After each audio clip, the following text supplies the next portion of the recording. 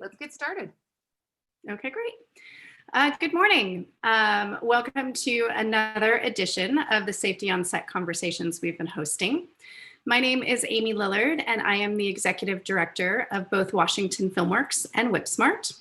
For those of you that haven't heard of WhipSmart yet, it is our new partner organization that is to support creative workers and creative businesses across the state.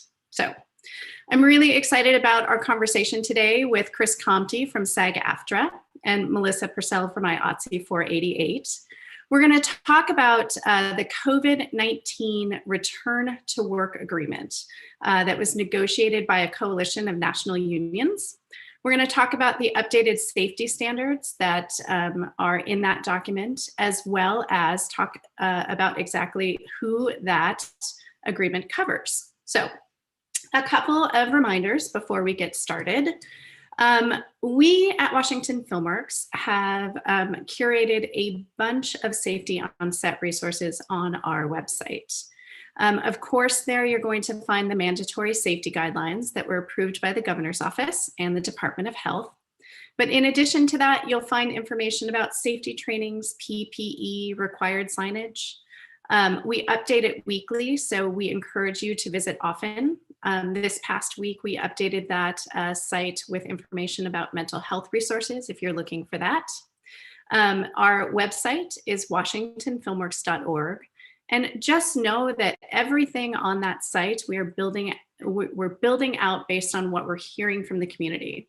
So if there's something that you're looking for as you go back to work that you think that you need that's not up there, please email us so that we can update that site, because I guarantee if you're looking for it, someone else is looking for it too. So the best way to reach us right now, because we've got a big team internally working on this, is to email us at info@washingtonfilmworks.org. In addition, in the breaking news section, Washington FilmWorks recently launched what we're calling the production directory. As many of you may know, we've had a crew directory on our website for years, but we recently built it out to include support services. Now the one-stop shop for all production needs. So there you can find crew, production companies, post-production services, vendors, and support services. For those of you that haven't signed up yet, it is absolutely free. And you control everything in your listings. So that's everything from the credits you might put up to the information, the contact information that gets published on the site. I just want to spend a minute to talk about why it's important to get yourself signed up. I think most relevant is that it will be the most comprehensive production resource in Washington State. As an example, Washington FilmWorks and the way that people use it, Washington FilmWorks gets hundreds of phone calls a year through our film office from producers and studio executives and a bunch of other people asking for crew resources and support resources. We at Washington FilmWorks will never recommend a person or a vendor because that's a conflict of interest for us. So we actually send them to that website. In addition, dozens of film offices across the United States use this resource. So a lot of the out-of-town producers that come into town are very familiar with this resource and very comfortable with it. So they'll go there first. And then finally, we have always at Washington FilmWorks really struggled to quantify how powerful and impactful the film industry is. Mostly that's because, we are gig workers and freelance workers, and often the state data doesn't really represent the robustness of the industry. So this resource will ultimately be something that we can point to about how vast it is and how many people we have working in the film industry across Washington. And with that information, we'll have an opportunity to impact our conversations with elected officials. So if you have questions about these resources or the production directory specifically, I encourage you to drop it in the chat on the YouTube site and we'll answer the question or get back to you. And with that, I would really love to move towards the conversation that you all came here to listen to today. So thanks for letting me have my little introduction. As we all know, the entertainment unions are generally responsible for setting the safety on set protocols for the film industry nationwide. This new production agreement that was recently released does update a bunch of the different standards. And here to demystify that 60-page production agreement are two of our local representatives, whom I'd love to have them join me now for the conversation. Welcome, Chris Compte and Melissa Purcell. Hi there, thanks for having us. Yeah. For those that may not know you or be familiar with your work, can you give us just the 1-minute introduction of who you are and what you do for the unions? Sure. My name is Melissa Purcell. I am the Northern Business Agent for IATSE Local 488. We cover all of the motion picture crafts except for camera and production designers and art directors. I'm also a prop master by trade and have lived in Seattle in this work for the last 30 years, business agent for the last coming up on 2 years. Excellent, thank you. Chris? I'm Chris Compte. I'm the Senior Business Representative for the SAG-AFTRA Seattle Local. My geographic jurisdiction actually covers the entire Pacific Northwest, Oregon, Washington, Idaho, Montana, and Alaska. So I'm basically responsible for interfacing with producers and productions for contract enforcement interpretation, helping small independent producers get their projects signed to SAG-AFTRA agreements and so forth. Excellent. Well, thank you both for being here. I'd love to just start with getting your perspective on this particular document. So it is a production agreement. Can you guys give us some context about how it was recreated and what unions were involved? Sure. Yeah, sure. So basically, just very, very shortly, as I'm sure many of you are aware, the unions and guilds in the entertainment and industry over the summer developed what we called a white paper, which formerly was known as the Safe Way Forward. This was a set of principles, protocols, and standards that we felt were necessary and vital for restarting the film, television, and media production industry in a safe manner during the COVID pandemic.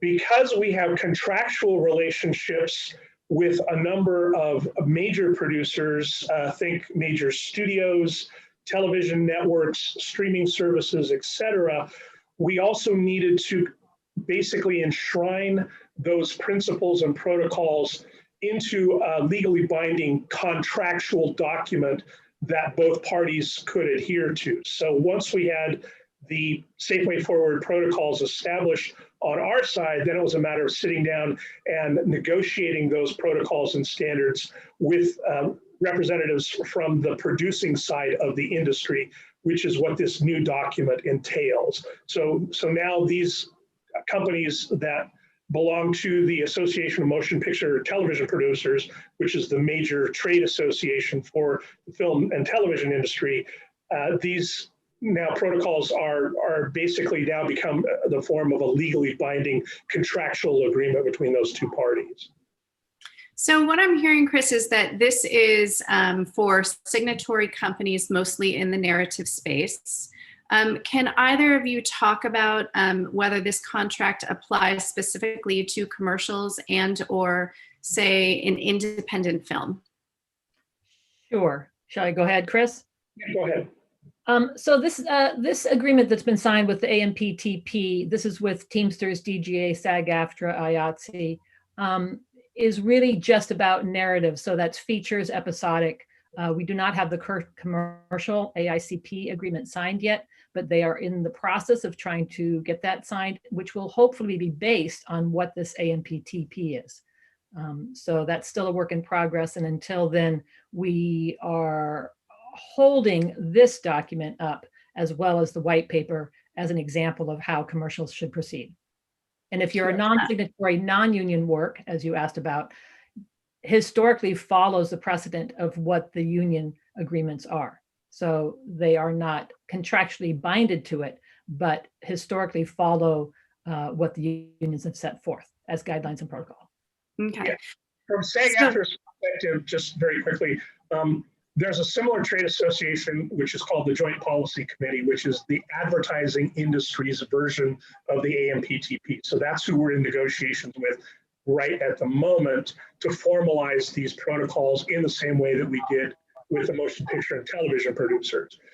As far as independent producers go, from the SAG-AFTRA side, most of our contracts with those independent producers are what we call promulgated agreements, which means we don't sit across the table with some sort of a trade industry or ownership group to negotiate those. We simply use the contracts that we have and create separate agreements for independent productions. So they very closely follow the language in our negotiated agreements, but with the understanding that these are created by the union for use by independent producers. And so that, as Melissa said, we follow the guidelines, but it's a slightly different path to how we get there with those independent producers. So basically what I'm hearing is that there is some negotiating that continues with the commercial industry. However, even at this juncture, using the AMPTA agreement, or the one that just came out, that any production who would like to go union can get a contract at this point to, whether it's an independent film or otherwise. Okay, yes. Great. So I understand from reading the document that the agreement is in effect through April 30th of 2021. Is that what you guys read as well? Yeah. Yes, okay. It is. It can be jointly agreed upon to close it prior to that if the both parties see that that's necessary. Got it. So I want to return to something that you alluded to or hinted at, Chris, very specifically, because I'm actually a little confused about this as well. So there's been several really helpful documents that the unions have come out with. One is the white paper and the other is the Safe Way Forward.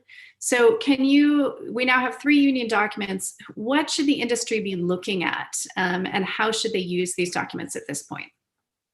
I would suggest they look at the agreement with the AMPTP, because that is going to be, it's the most recent one that's been negotiated, and it's going to incorporate a lot of contractual language that would be applicable to independent productions, in addition to updating things that were in both the white paper, which was sort of more of a general policy document, and the Safe Way Forward, which was a more formalized document outlining specific protocols and procedures. So we've updated some of those based on new information, new studies, just to make sure that we're staying current and on top of the latest developments with regards to what the health bodies are telling us, the CDC, WHO, state, county, municipal health departments, in terms of what they are seeing as safe and acceptable practices. So I would say use that one first, because it's based on the other 2 in any case, and it's going to have the most current information. Mm-hmm. Okay, great. You'll also note that this agreement quotes that the white paper is also applicable. So this in conjunction with the white paper, which is written into this document. Mm-hmm. And I just do want all of those documents are on our website, on our COVID resource page, under a tab that says union protocols or something similar. So they are all there, and we have read them all, and they're all very helpful in terms of giving, some helpful hints about how to go back to work safely. So grab a cup of coffee, because they're long, but I would encourage you to read them, certainly. So I want to jump into another big picture conversation, which, as you both know, we are getting a ton of questions about the COVID-19 compliance super. This is a big topic of conversation here locally and across the state about what is that person. Let's just start with what is that person's job. So now that we have the contract, what is that person's job on a film set? Do you mind if I jump in, Chris? Go ahead. So in this contract, or this, document, essentially they are now referring to this as the COVID compliance supervisor. This has gone through many iterations of the health safety supervisor and the COVID compliance officer. So this, in this document, is referred to as the COVID safety supervisor. COVID safety supervisor, CSS. And essentially what it's saying is that, well, let me put it this way. A lot of this negotiations was with the studios. So studios have safety departments.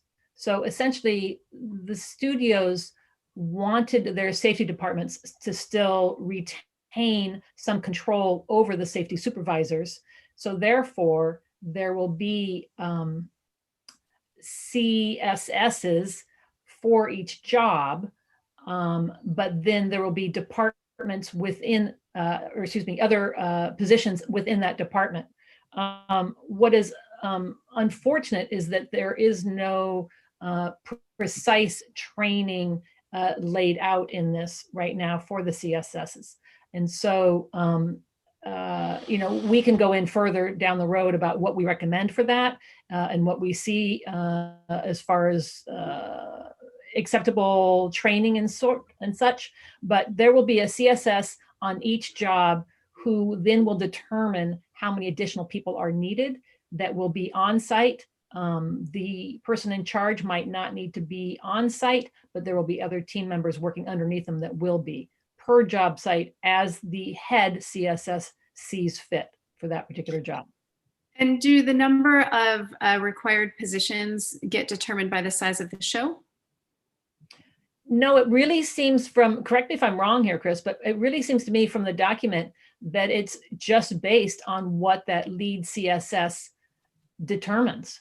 But as agents to our unions, we are always asking for safety plans and communication with the safety officers. And so if we see or hear complaints or don't feel that things are being carried out as safely as they can be, that's when we will certainly step in and say, you don't have the safety person where they need to be, you know, et cetera. Okay, that makes sense. I would agree. Again, when we're talking about, you know, major studio productions or major television network or streaming service productions, you know, we're expecting that they are going to scale up based on the size of the production. So obviously, if it's a major motion picture, that safety department is going to be much, much larger and more diverse than it would be for, you know, a low budget independent production, obviously.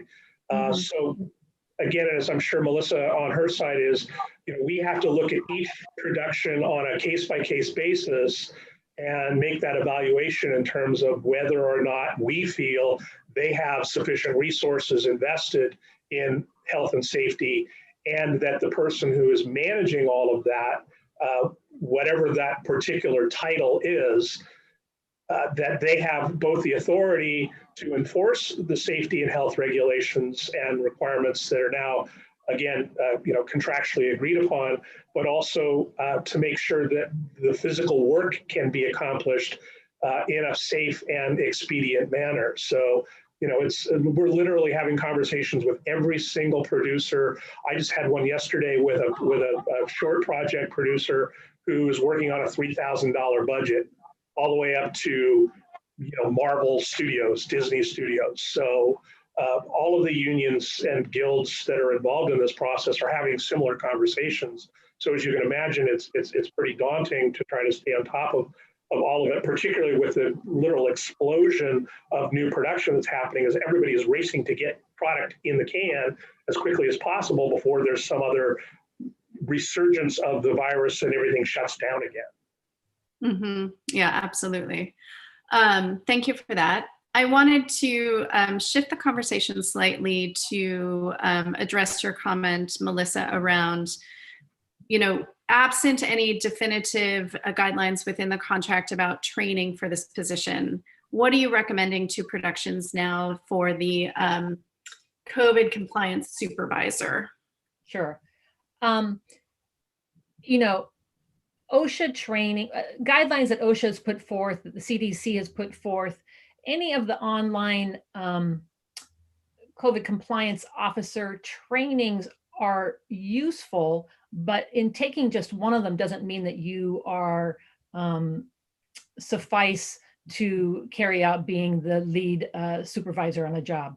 So we have a few people in town that have gone on their own through OSHA 30 training, They've done a lot of the health safety supervisor certification programs that are online. They've basically just dug in into anything that they can find around this sort of work. And I guess that's what I would really recommend. Our medics as well, our on-set first aid, are also working in this capacity. What we are really understanding is that this job is not just about medical background, it's really about environmental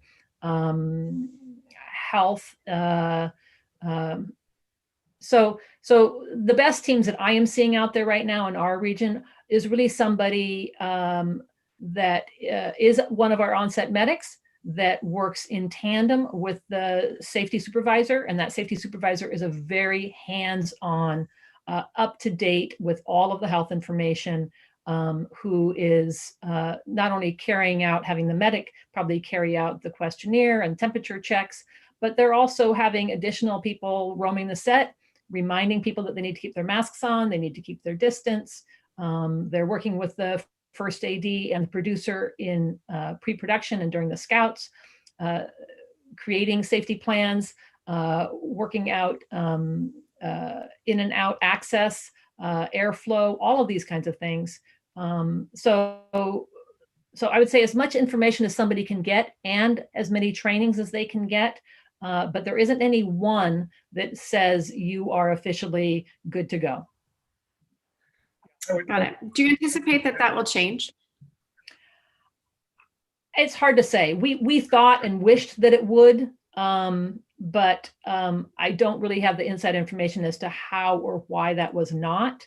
But I do, in a sense, really feel like that gives more, I don't know about more control. It certainly allows the union reps to step in and say, this isn't suffice, and deal with, as Chris mentioned earlier, on a one-by-one basis. So part of those conversations with producers have really been about who is your safety supervisor and what are they doing, and making sure that they have one on set, and it's not just the producer or the AD saying this is good enough.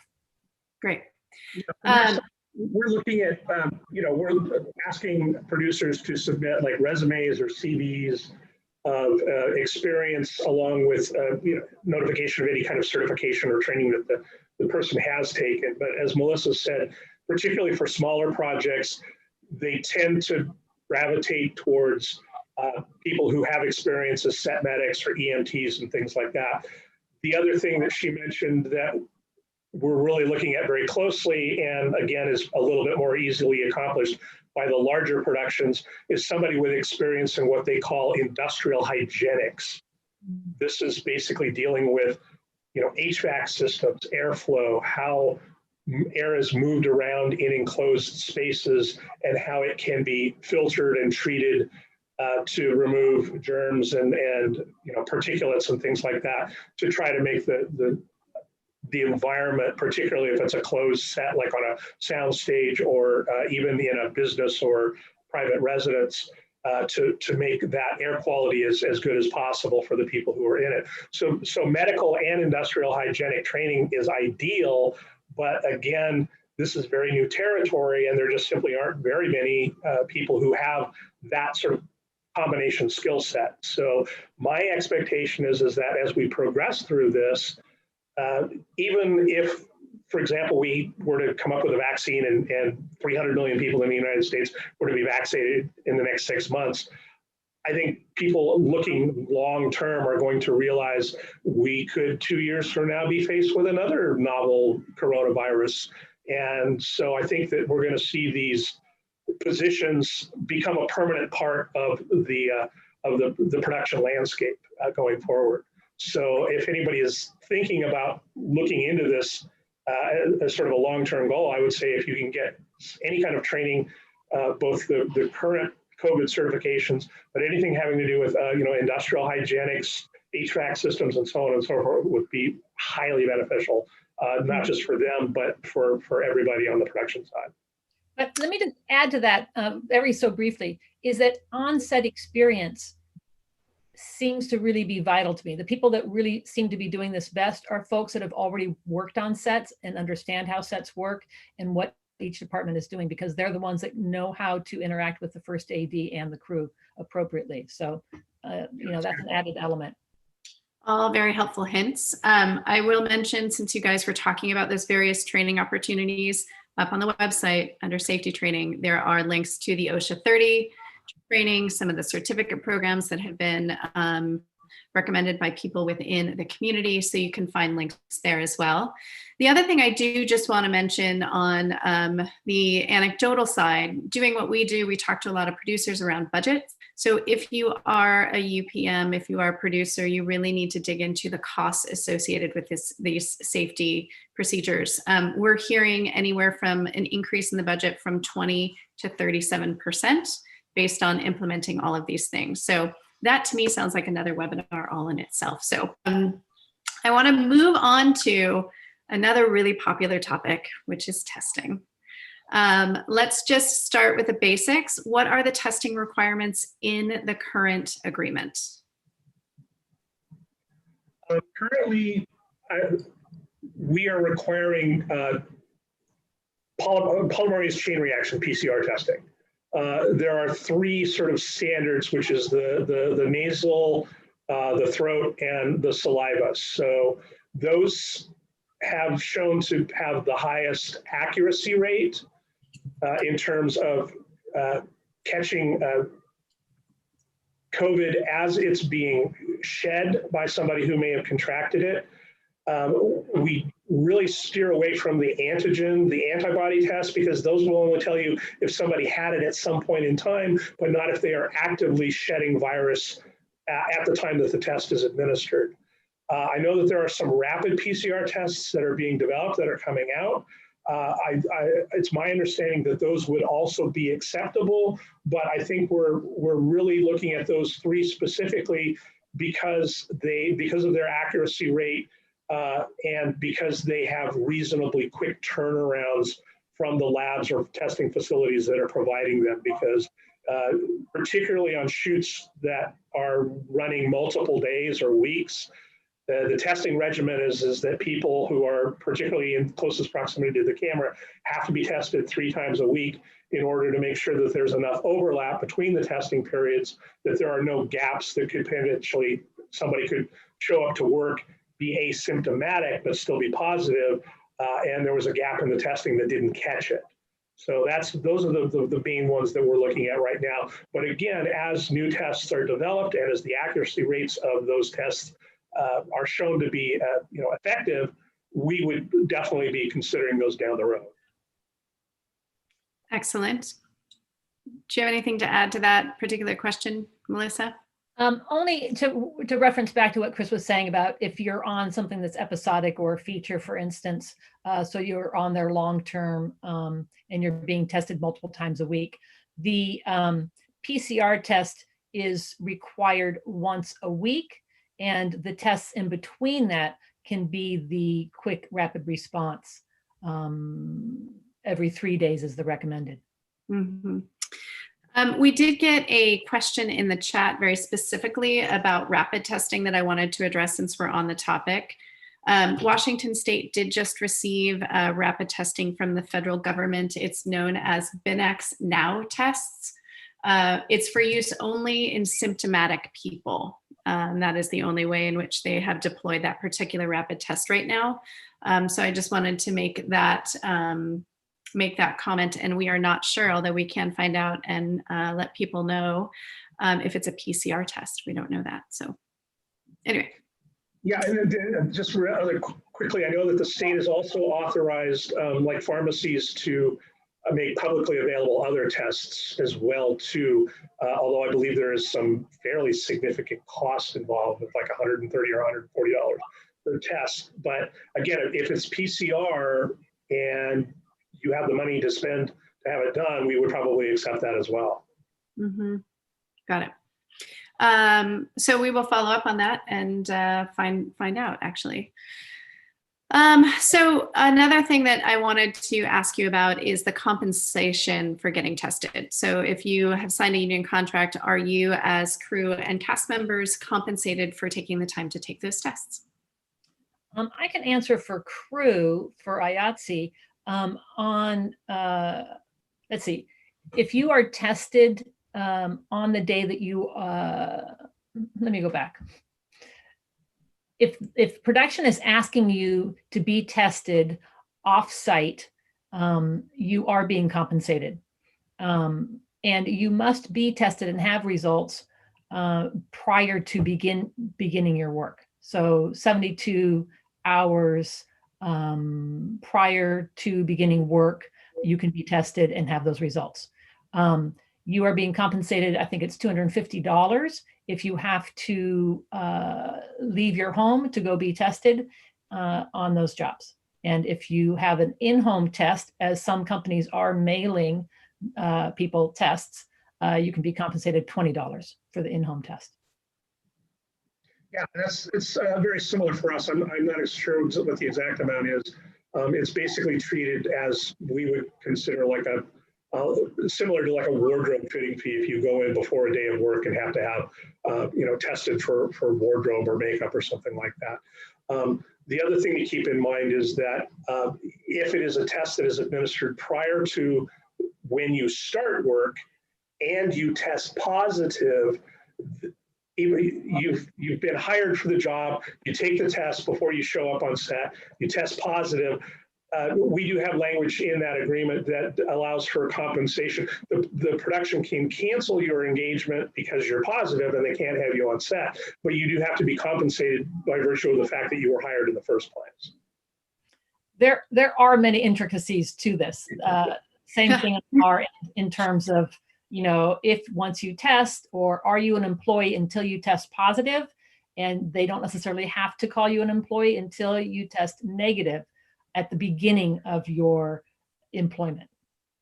Yeah, and another thing that's, again, just another little sort of wrinkle, or not a wrinkle, but an intricacy, I guess is a good word, Melissa, is, for example, in commercial production, a lot of productions are hiring backup performers so that they have the A team and the B team. And if for some reason the A team is not available because somebody tests positive, particularly in situations where like they're using family units or people who live in the same residence in a commercial spot, then they have a backup team. So again, there are options for compensation. For example, if you were one of the teams hired and you test positive, or even if you don't test positive, if you're on the second team and the first team clears through, you're still going to get some compensation as a result of being basically held as on the bench, as it were, until they make a decision about that. So there are a lot of scenarios where the compensation is involved based on what type of a production is it, how are you sort of slotting into that production, and whether you test positive or negative. And then there's the whole issue of what happens if production shuts down, if somebody on set tests positive. And so there is also compensation due to performers, and I presume as well crew, Melissa, if you were already hired to work and maybe you've been working for a couple of days and somebody's test comes back positive and they have to shut down production for several days in order to deal with that. That's a topic I do want to get to before the end of our conversation, but further to your comments around this constantly evolving situation, I did want to mention, and thanks to my staff who are like making me smarter as we go. So those PCR tests are from home. Dr. Jeff Duchin, who is King County Health, is saying, buyer beware with these take-home tests at the moment. We don't have a lot of experience with them. I wouldn't depend on it if you're sick. I would see a healthcare provider. They're roughly about $150 and they get results in 72 hours. So there's some cautionary notes if you're thinking about deploying that for a project that you're working on now. So, all right, let's chat about safety on set protocols. Well, actually, let's just dive into the conversation you guys were just alluding to, which is what happens if someone tests positive on set? What happens then? The document, the agreement goes into great length, and too much length that we can't really, we just have to sort of hit the overall view for you here. But if somebody tests positive, you have to remember that that might be accurate and it might not be accurate. So there's a second test that has to be ordered. And depending on where that person is, if they're on location, they are not allowed to go to work and sent back to their hotel or their accommodations, or, if they're near their home, same thing, sent home. And then in addition, anybody that was within close proximity to that person, close proximity being, more than 15 minutes exposure, or, actual physical contact, would also be contacted and advised to quarantine. What we are seeing is that how long those individuals that are just contacts have to quarantine. I'd have to dig through the contract to see if it's specified how long they must. I think that local guidelines are really what take precedent. 14 days is recommended, but we're also seeing that if members who've had close contact are being asked to quarantine and have maybe 7 days of negative tests, they are being allowed back to work, depending on what the local guidelines are for that state or government. But the other thing that people need to keep in mind too is that the only people that are being told if you test positive is the individual, probably their department head, because they have to be replaced on the job, and the producer and anybody that was in close contact. So if you're on a job where somebody is tested positive and you were not in close contact, you might not necessarily know that. And that's for, medical privacy rules and laws. The unions are also not having to be notified. So I just want to take this opportunity while I can to let people know that if you are an IA member and you have questions, as people have, to please contact us, because we can help you understand what your rights are and what you can expect if you are being told to quarantine. And I would reiterate that also as well for any SAG-AFTRA members who might be out there as well too. So. Great. Thank you. Let's talk about the daily health check-in, which is required as part of the union contract. What is required of employees as they walk onto set? They are filling out a questionnaire. They're actually filling it out online the night before and submitting it. And then they are filling it out again when they arrive on set. And they're also having a temperature check. The temperature check is supposed to be a self-check the night before as well, and on set. And they are arriving, hopefully, to set and not lining up in mass. They're keeping social distance. They're following protocols that the safety officers have put forth.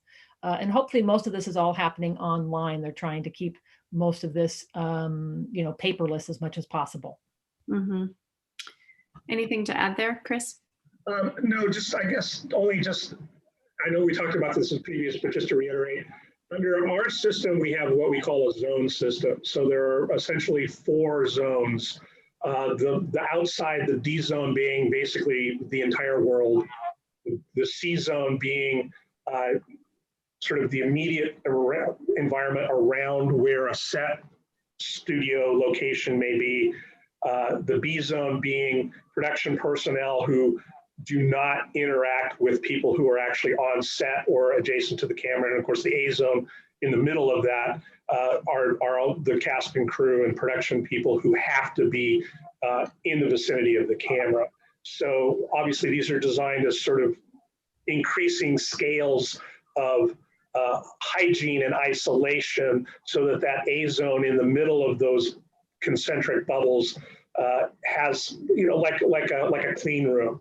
Basically the highest level of hygiene, safety protocols, testing, etc. So we're adhering to those very, very strongly, and those are being replicated again for other productions. But as I mentioned earlier, if it's a small, low budget, independent production, we don't want them to scrimp on the safety protocols, but we understand that it may be a smaller number of people, or it may be a less controlled environment. And so we need to take those factors into consideration while we're looking at those protocols overall.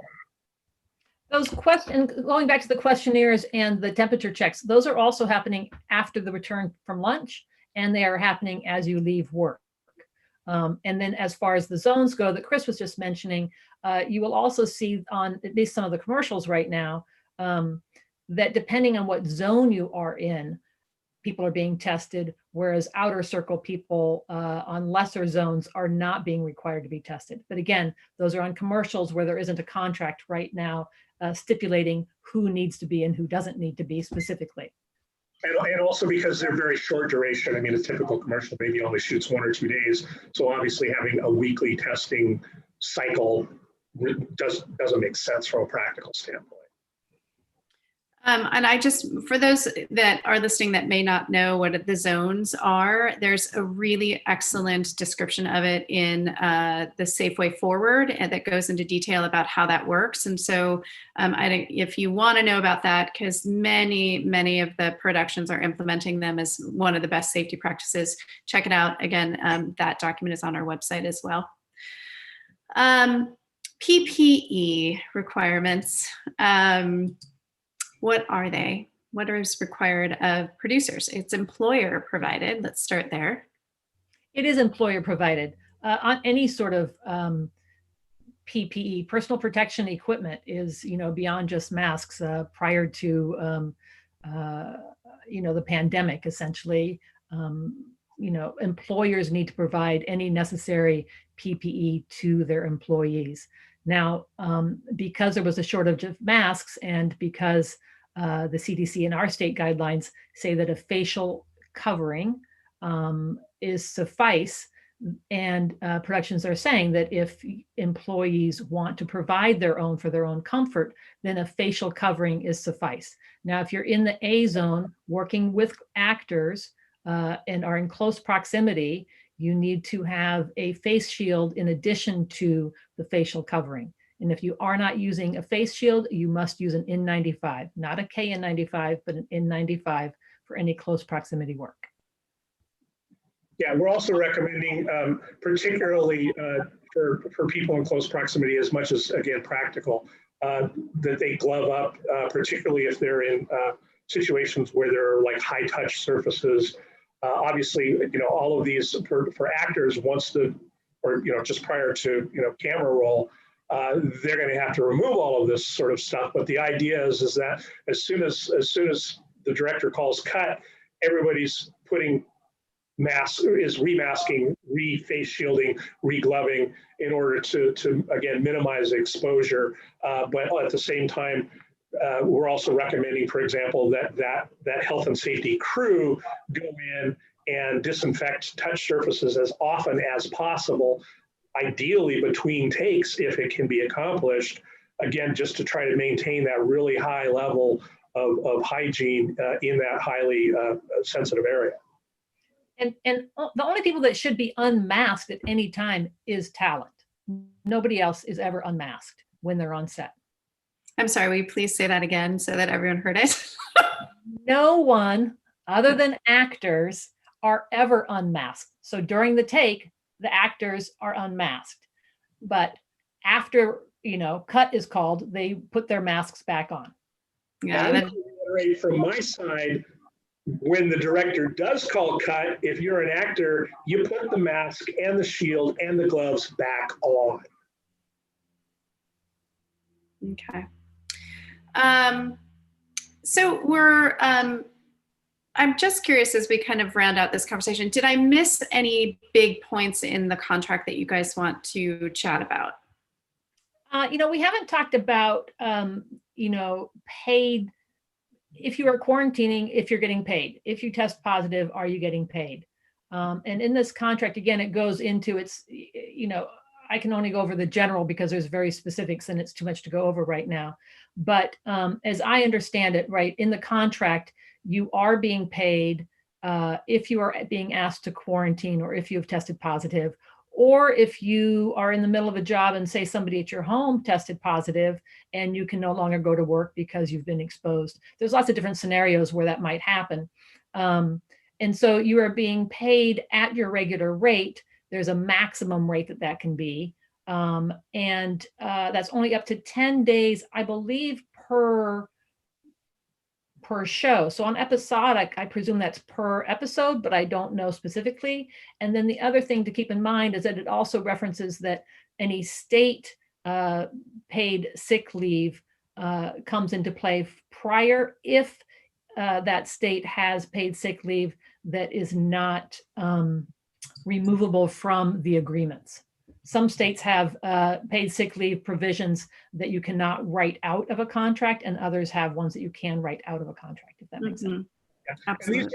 And the sick leave in the document is based on the individual unions or guilds contract. So you really want to take a look at what, if you're IATSE or if you're DGA or if you're SAG-AFTRA, look at that specific language in order to figure out, what the exact amount was, because it's spelled out pretty specifically in the document by each union and guild.